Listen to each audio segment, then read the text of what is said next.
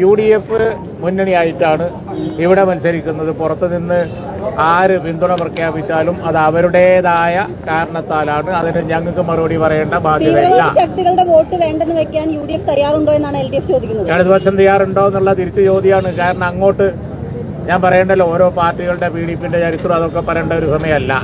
വെൽഫെയറിന്റെ ചരിത്രം ഒന്നും പറയേണ്ട ഒരു സമയം, അത് പറയേണ്ട, അതിനുവേണ്ടി സമയം ചെലവാക്കേണ്ട കാര്യമില്ല.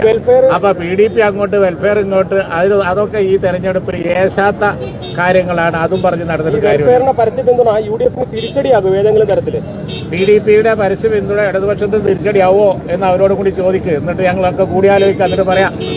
നമ്മൾ ചർച്ച ചെയ്തിട്ടല്ല, അല്ലാതെ സ്ഥാനാർത്ഥി ആര്യാടൻ മുഹമ്മദ് ഒരിക്കലും ഇത്തരം ശക്തികളുടെ വോട്ട് തേടിയിട്ടില്ല എന്നാണ്. ഈ കാര്യങ്ങളിലൊക്കെ ആധികാരികമായി പറയേണ്ടത് UDFന്റെ നേതൃത്വം കുഞ്ഞാലിക്കുട്ടി സാഹിബ് വളരെ വ്യക്തവും സുവ്യക്തവുമായി കാര്യങ്ങൾ പറഞ്ഞു. വേറെ എന്തെങ്കിലും ചോദിക്കാണ്ട് ഇവിടെ തെരഞ്ഞെടുപ്പ് നിലമ്പൂരിൽ ഏറ്റവും പ്രസക്തമായിരിക്കുന്ന കാര്യം എന്ന് പറയുന്നത്, ഞാനിവിടെ പ്രസംഗിച്ചതുപോലെ ആന ആടുപോലെ നടക്കുന്നു.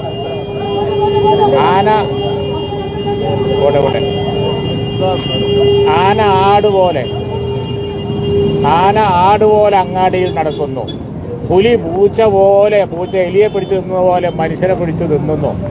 ഈ ജീവസുറ്റ പ്രശ്നങ്ങളുമായി പോകുമ്പോൾ അതും ഇതും പറഞ്ഞ് തെരഞ്ഞെടുപ്പിൽ ശ്രദ്ധ തിരിക്കാൻ ഇടതുപക്ഷം വിചാരിച്ചാൽ കഴിയാൻ പോകുന്നില്ല.